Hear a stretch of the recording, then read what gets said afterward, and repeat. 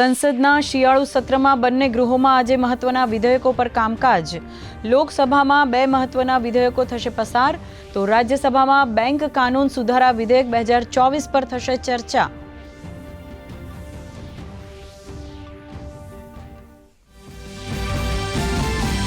સંયુક્ત આરબ અમીરાતના ઉપપ્રધાનમંત્રી અને વિદેશ મંત્રી શેખ અબ્દુલ્લા બિન ઝાયદ અલ નહયાન ભારતની મુલાકાતે. પ્રધાનમંત્રી નરેન્દ્ર મોદી સાથે દ્વિપક્ષીય બેઠક સહિત ભારત યુએઈ વચ્ચે વ્યૂહાત્મક ભાગીદારી પર કરશે ચર્ચા.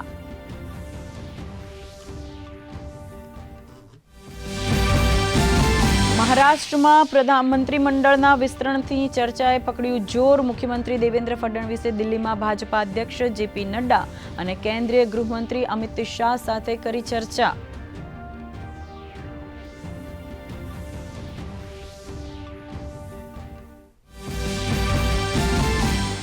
સુપ્રીમ કોર્ટમાં આજે પ્લેસીસ ઓફ વર્શિપ એક્ટ પર થશે સુનાવણી. સીજેઆઈની અધ્યક્ષતામાં 3 જજોની બેન્ચ દ્વારા કરાશે સુનાવણી.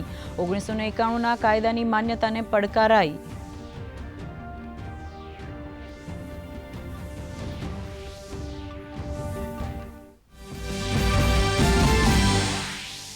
આરોગ્ય મંત્રી ઋષિકેશ પટેલના અધ્યક્ષસ્થાને યોજાઈ પીએમજેએવાય યોજનાની સમીક્ષા બેઠક. યોજના અંગે નવી જાહેર કરાયેલ એસઓપી સંદર્ભે કરાઈ ચર્ચા. આરોગ્ય મંત્રીએ જણાવ્યું, પૈસાની લાલચમાં ગેરરીતિ આચરતા તબીબો સામે થશે કડક કાર્યવાહી.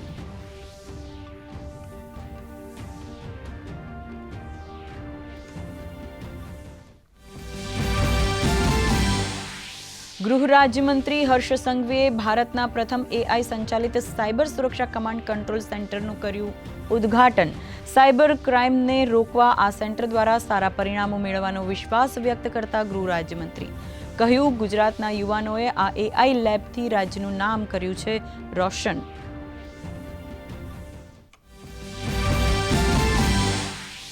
અમરેલી જિલ્લાના પ્રગતિશીલ ખેડૂતો પ્રાકૃતિક ખેતી દ્વારા મેળવી રહ્યા છે સારી આવક.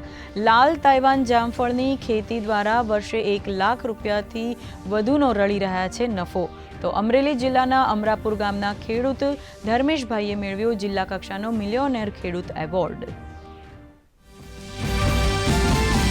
હિમાલયના પહાડી વિસ્તારોમાં ભારે બરફવર્ષા. દિલ્હી સહિત સમગ્ર ઉત્તર ભારતમાં શીતલહેર.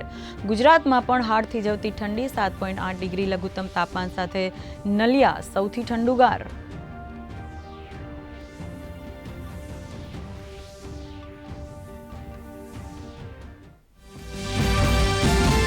અને વિશ્વ ચેસ ચેમ્પિયનશિપમાં આજે ભારતના ડી ગુકેશ અને ચીનના લેરિન વચ્ચે 14મો અને ફાઇનલ મુકાબલો. ચેમ્પિયનશિપમાં ગુકેશ 2-1થી આગળ. ગુકેશ પાસે વિશ્વના સૌથી યુવાન ચેમ્પિયન બનવાની તક.